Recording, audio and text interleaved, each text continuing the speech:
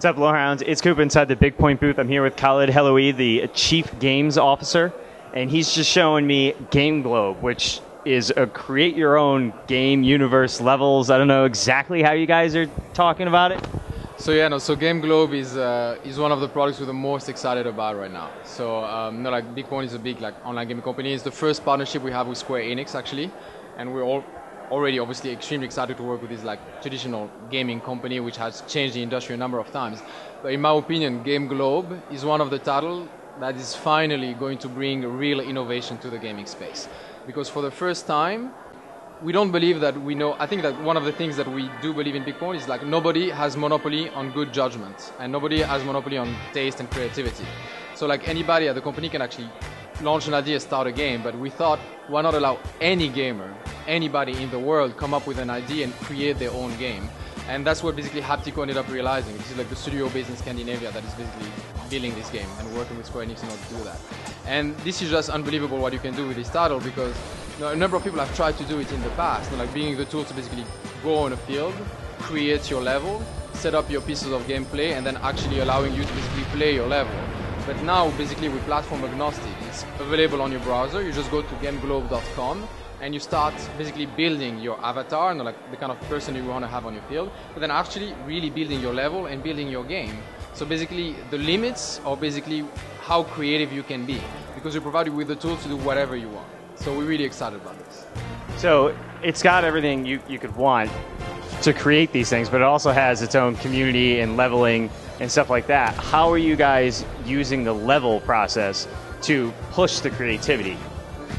So in terms of I think we're in closed beta right now. We're going to be in open beta soon, but that's the beauty of our model as well, is the work doesn't stop when you launch the game. In the sense you can keep adding content and adding features as you go. That's the beauty of the online gaming space.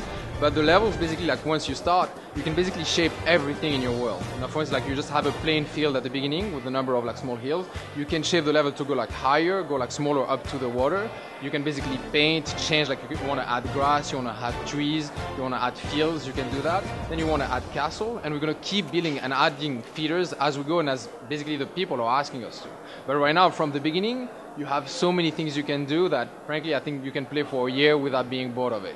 So it's incredible what you can actually do with the standard features that we added in the game at the moment. As a free-to-play title, is all of these items that you can use to create your level, is this stuff free, or is it coming as, you got to unlock it?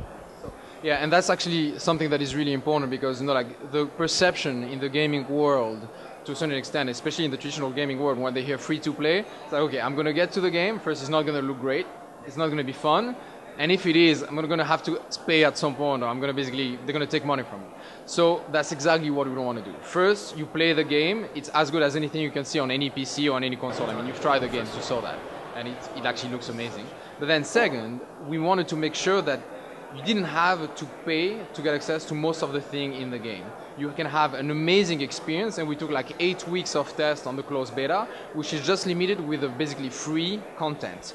And you've already seen what people have done. They created whole levels, they created movies, they did amazing things. So you can have an amazing experience just out of that. But on top of that, the monetization is going to come from a special kind of content, special kind of features you're going to have in the game that are going to be paying. But you do not have to use that to basically have an amazing experience in the title. So it's not a kind of pay to win or pay to have fun model. We don't want to work in that. It's just more unlocking a few other things to kind of finish off the set. Yeah, and we're going to have great content as well, because actually some of our, first the business model needs to be viable. We invested a lot of money, we have a lot of people who are working in the game right now. We're going to keep working on the game in the future. So we need to make sure that we can actually pay for the salary, so we need to make money out of it. But we don't want it to be just okay, getting as much money as we can from it, and just making sure that, okay, the only fun you can have is if you have to pay in the game. It's real free to play. Kind of you get to the game, you have amazing experience, and as you keep developing yourself and learning about the game, maybe you want to have access to more, and then we need to basically monetize that to a certain extent. So, considering the game is totally based on community and user-created content, do you guys have a big system in the background to link up the community, get everyone together, and how do you how do you push that to keep the people interested in that way? So we're going to start sharing more information with that as we keep going. So we cannot tell everything, but we have 10 years of experience on that. You know, like we have communities like on all of our games. It all revolves around our community. Like some of our games are 6, 7 years old and they're still kicking and they're still working. We have a community organized around it, and you know what? That's what I saw actually. When you ask yourself, why is this game working? Why is this game popular? Why is this game successful? You think, oh no, it was the first game to get into the genre. It had a great, basically, feel around it, great gameplay. It had great technology, great graphics. All of this is actually components, but the whole, basically, killing point, the thing that actually makes it play or break, is the community feeling. If the people get into the game, they basically incorporate the game to themselves and they build like a community, like friends, start sharing with their friends and everything.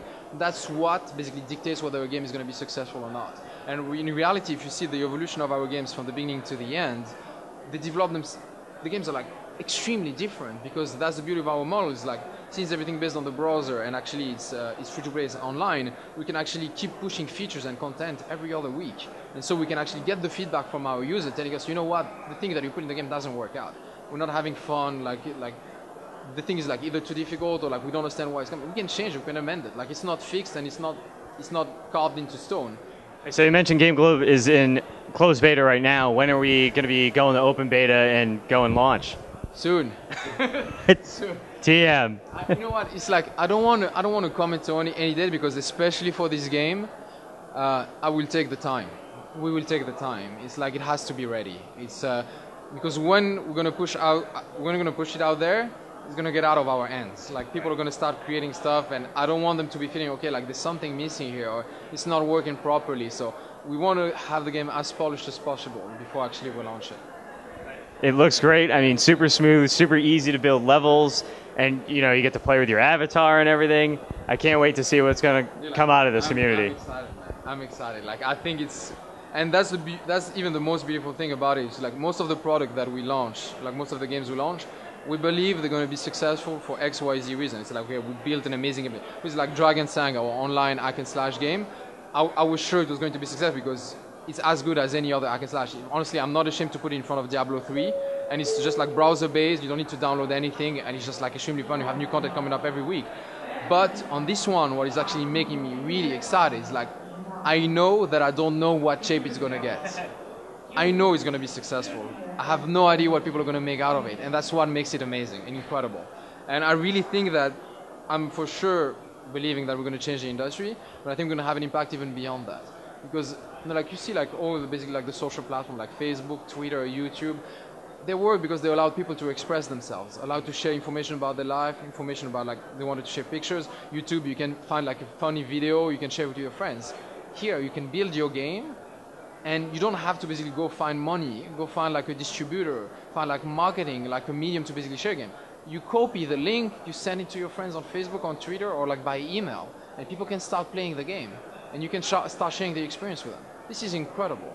Yeah. And because like you don't need to own like a console or anything like that. You don't even have any specific kind of like computer to do that. You can do whatever you have. And for that, I think it's going to be a really big change in the industry.